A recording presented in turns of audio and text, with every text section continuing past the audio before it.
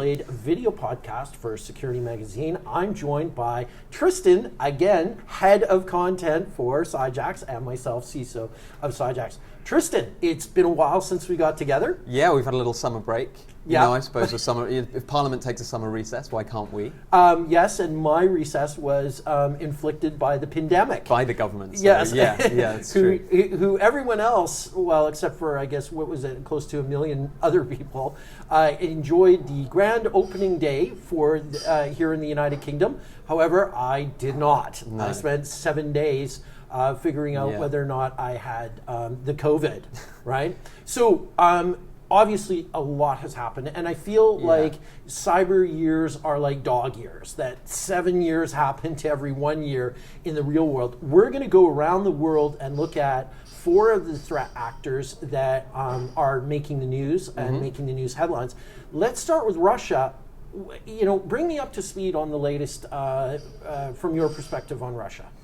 Yeah, well, I mean, as we try and do in this podcast, we sort of take a geopolitical and a cyber stance, don't we? And I mean, that is probably the most interesting place to start from the nexus of those two things, Russia versus the world, but also primarily, you know, obviously the US, and the US's focus on Russia. I mean, since Putin, bring us up to speed, and I was going to go back to 2012, but, you know, since Putin got, re-elected then, right? Yes. That's the last 9 years have seen an escalation in rhetoric, in aggression, both on the ground and online.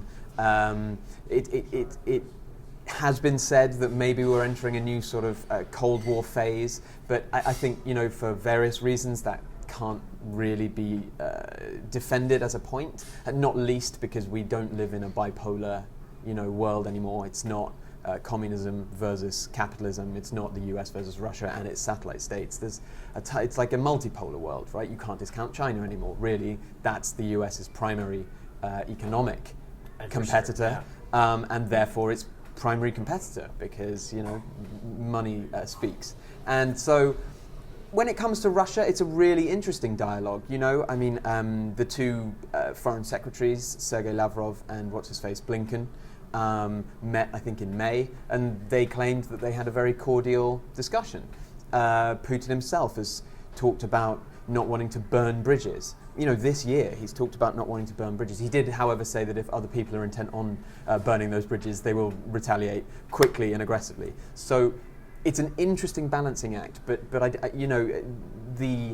the combat areas are through economic sanctions, through the expulsion of diplomats, through sort of proxy campaigns in the Ukraine, not the Ukraine, sorry, they hate that, don't they? In Ukraine and Syria, so it's very much they are approaching this as a problem that needs to be solved, but very much from an adversarial point of view, right? And then you look at the cyber world, and actually that's where it becomes way more complicated, because you have pretty much unequivocal evidence that suggests that Russia has been both involved in election meddling and then attacking through ransomware attacks and all the rest of it against US targets. And that is a much more sticky wicket for the Russians, and therefore diplomatically for the US. I mean, what's your impression of the sort of the cyber fallout from all of these attacks of Russian attacks on the US? It's really interesting. I mean, things got particularly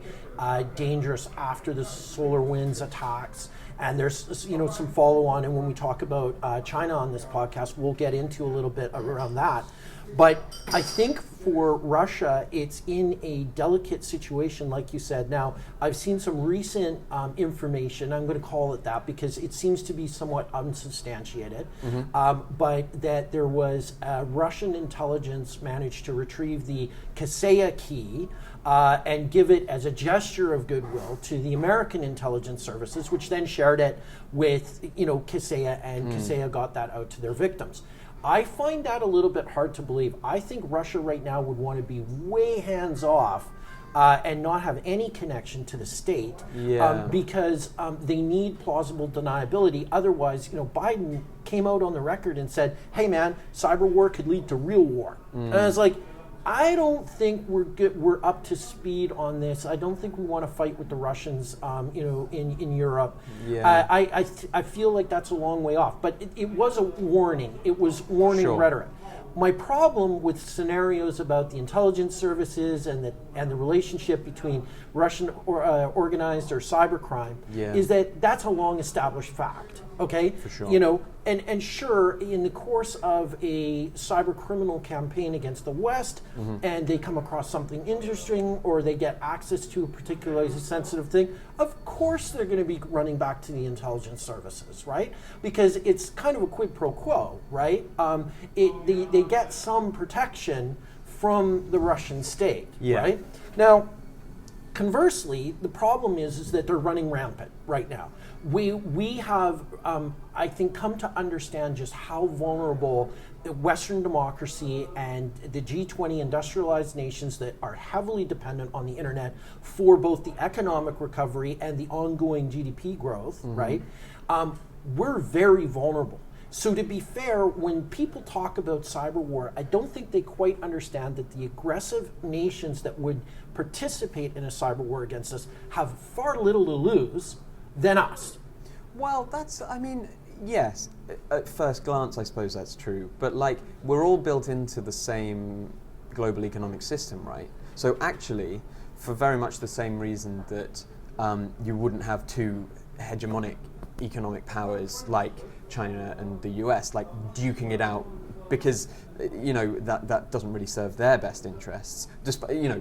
There's far more nuance to that, of course, and we'll dig into that. But on a sort of broad level, they seem to have far more to lose than, say, an Israel, or even a less influential state down the sort of geopolitical chain. But because they're all tied into this system of finance, this global economic system, I think everyone has quite a lot to lose. And I think that's the really interesting thing about state rivalry nowadays, that there isn't a competing economic system, there isn't a competing ideological system. There's either sort of hybrid authoritarianism, but they're all capitalist, right? And they all rely on the same systems of finance. And if those systems of finance get brought down, that sounds a little bit hyperbolic, but that brings the world down, right? Nothing works. And it's not like we can suddenly, move to Bitcoin due to the ever-present threat against exchange or against Bitcoin exchanges and the recent hack, right? For sure. Which again,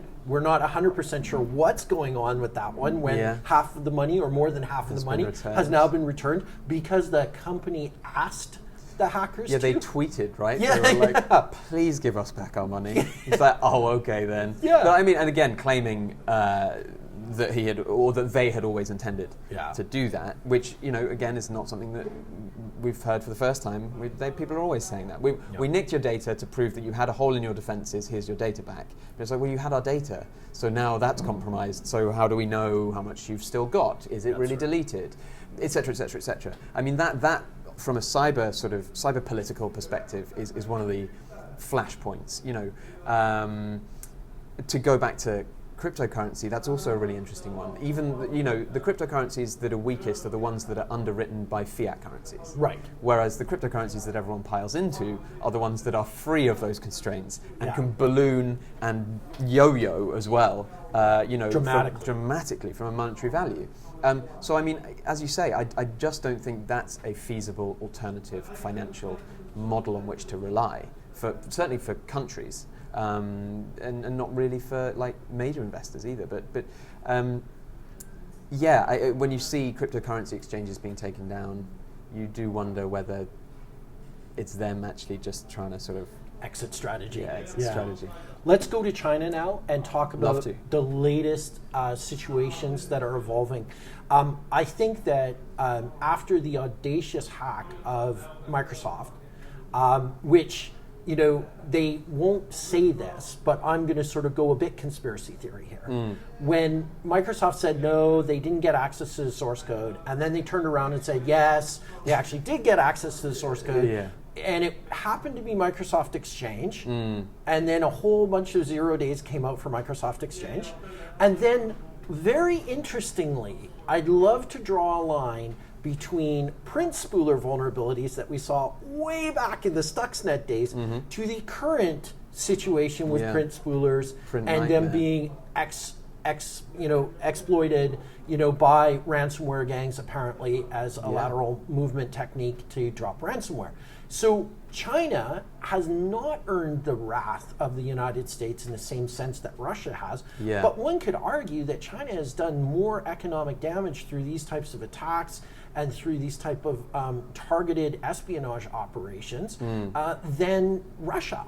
Yeah, it's an interesting one. I mean, it seems to me, as a layman and with little sort of political experience or expertise, that many countries still appear to be operating from a zero-sum game, right? Particularly in intelligence, and particularly in this sort of cyber Wild West, where you're never entirely sure whether it is a state-sponsored group, but there are indications that the groups may be, for example, in this instance, Chinese state-sponsored, and then you try and reverse engineer that and work out what's in it for them.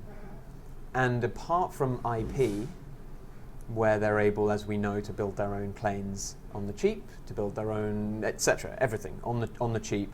I can't see what financial benefit, or rather, sorry, what political benefit there is to these attacks. I mean, Russia targeting elections in the US and in Europe as well, but in the US in 2016 and 2020 has an obvious political advantage for them to destabilize a country that is a rival and take some heat off themselves, and keep putatively a man in power who was favorable towards Russia, right? Yeah. Like that seems a very sort of obvious geopolitical strategy. Right. However, the Russians are about as subtle as a sledgehammer to the side of the head. Exactly that. You you can see it coming, you can't dodge it, and exactly. With China, I think maybe there's a bit of hubris there as well. We're in the 100-year anniversary of the CCP. They are very confident in their powerful position, both at home. The CCP are powerful at home. Very few competitors there, if at all. And globally, China is the force to be reckoned with. Agreed.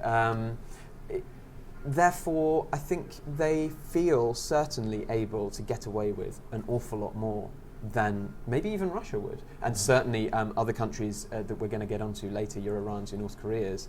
I think there's a freer reign, perhaps, for state-sponsored actors to mess about a bit more and sort of be a bit mischievous. What's interesting to me is I think China is probably one of the only nations that's playing a very long game. I think they're going to be I think they're the next nation to go up into Afghanistan.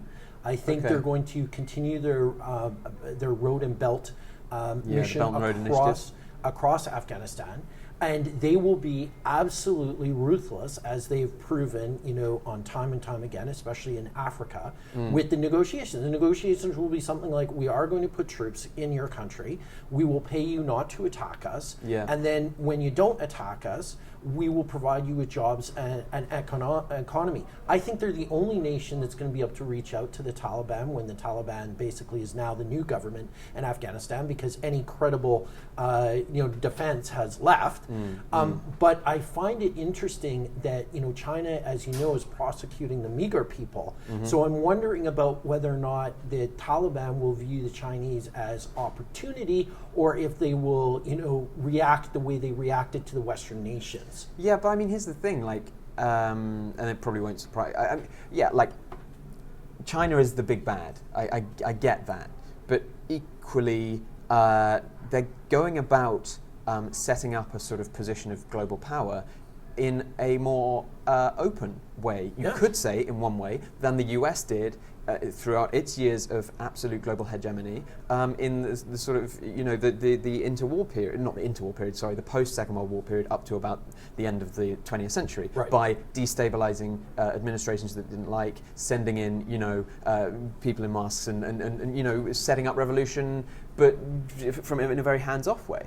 Whereas, at least the Belt and Road Initiative, for all of its challenge to Western dominance, which is dead now, I have to say, the US can't just talk down to major nations anymore. And I think that's an improvement, but it does mean that we're perhaps moving towards a place where conflicts flare up far more frequently. And that I think is a scary thing. But to take it back to the Belt and Road Initiative, they're giving African nations access to funds, infrastructure projects that are going to help these people. Yeah. The US never did a lot of that. Well, they tried, but they put geopolitical constraints on that funding. Whereas the Chinese is it an economic opportunity? Yes or no? And they're not really bound, I think, by the traditional, Christian values. In fact, that's an interesting point. In fact, they don't really even apply their own laws in a consistent way. Whereas we have sanctions, we can't go to an African country with a large bundle of cash to try and do a deal. Whereas China is not constrained by the same type of laws. And as you say, long game, they can play a long game, right? Because they know that they will be in power tomorrow, 5 years down the road, and 10 years, 20 years. If their plan goes well, forever. Whereas, a Western government is always on that axis of election, have a year of government, and then enter the re-election period, which takes up so long. Whereas, for example, Iran is a country where you would have thought administration stability was a possibility. Another one of these sort of hybrid authoritarian regimes where you have a figurehead that stays on top of everything and stays in power and is never removed, and therefore has a sort of consistency through which policy can be reflected. But evidently that's no longer the case. No, because they just had an election, as a beautiful segue, I must say. They just had an election, and they actually elected a person that is more further right in terms of conservatives.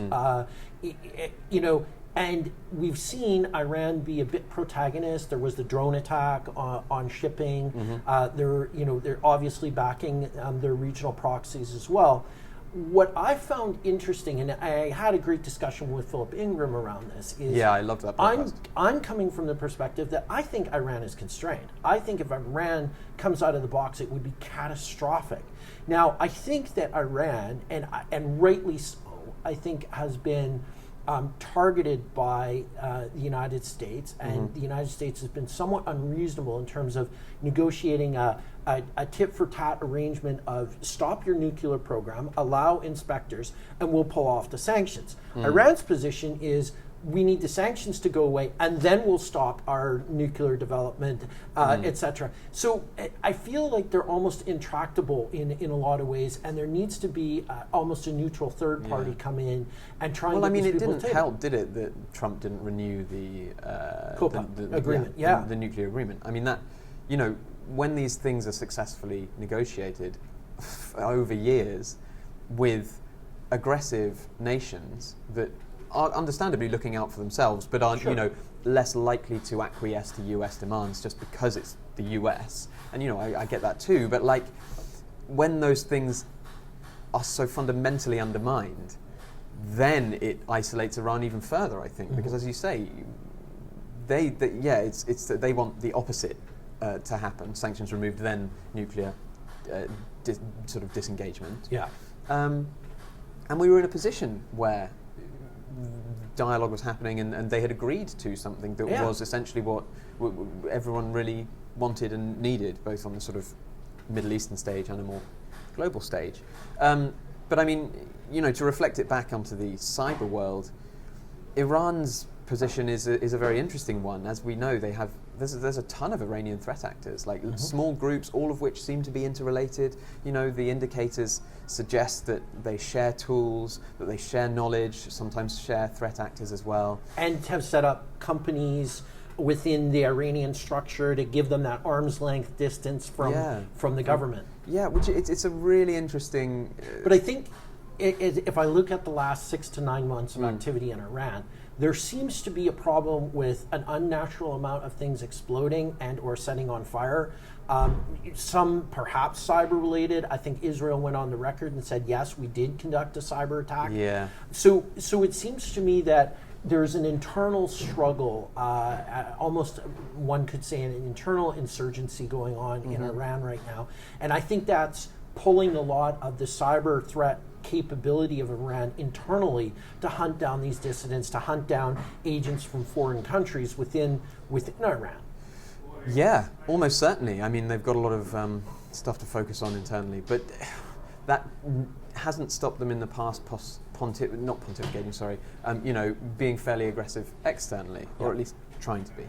Yeah, but that sort of leaves us with, the redheaded stepchild of nations, or I guess it would definitely be black-haired. Yeah, let's be honest. I don't know. Do you think there are Korea. any ginger North Koreans? I don't know. I'll look it up afterwards. All I right. guess. Well, I'll put a little note underneath this. Interesting. So North Korea, the hermit kingdom, as it's been described, Yep. has some major problems. COVID is ravaging them really badly. Their relationship, it seems like they've pulled back. They haven't done, quote, a missile test in quite some time. What do you think is going on here? Because we don't really hear about another Lazarus campaign, No. And I haven't seen, U.S. CERT or anything issue in quite some time, actually going back to almost pre-election of Biden, any sort of alerts about hidden Cobra malware and things like that. So yeah. I mean, well, and also there were those rumors that Kim Jong-un was maybe dead or sick, or somebody saw a Band-Aid on him. Yeah, yeah. I mean, like those interesting, and rumors always swirl, don't they? Because there's so little information coming out of the country. To address the Lazarus point specifically, I mean, they do seem to be ticking over quite nicely, though, as far as I can see.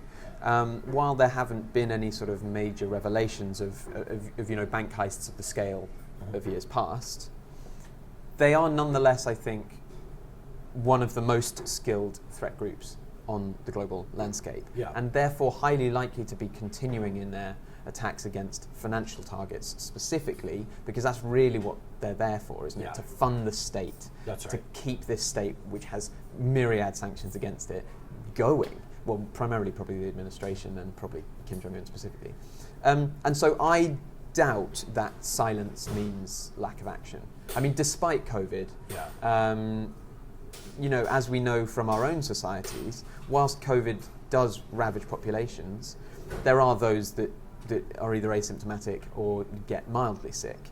And so, an already weak population, probably quite malnourished, and I sincerely doubt there are very many ventilators in North Korea, will have been hit super hard. I imagine actually it may not have taken down the capability of these cyber threat actors too much. Yeah. So if they're attacking, and I think they will be, I have absolutely no doubt that they will have continued their attacks. And maybe I'll be proven right by tomorrow. US releases some big thing. Because I feel personally, from my years in the industry, there's always another Lazarus revelation around the corner. That's why it's called Lazarus. It comes back from the dead. But sure. I just one more final point on this.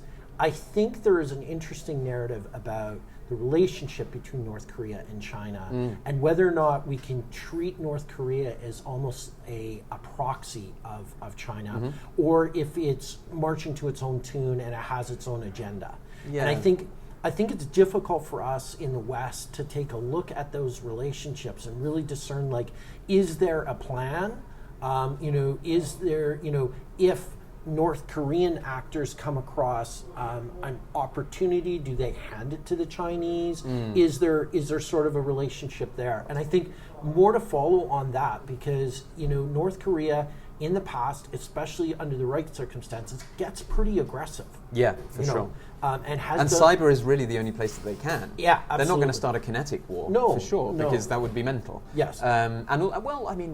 Maybe they would, because they would feel that they had the backing of China. But again, as you say, we don't necessarily know what sort of relationship there is there. I would be surprised if they were passing all of their information to the Chinese. I imagine the Chinese actually are probably keeping them at arm's length as well. That's what I thought Because too. everyone can see that state is extremely unstable. Yeah. And for Chinese relations with the rest of the world to become destabilized in turn as a result of some sort of concrete connection to North Korea would not benefit Beijing. And Beijing, as we've said already in this podcast and as everyone knows, is thinking long term, is economic super growth, clever about the way in which it goes about setting up its own future.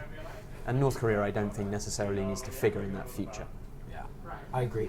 Well, that's been a look at 4 of the major nation states and what they've been up to, both in the geopolitical sphere as well as the cyber. Thank you very much, and please subscribe to our video podcast.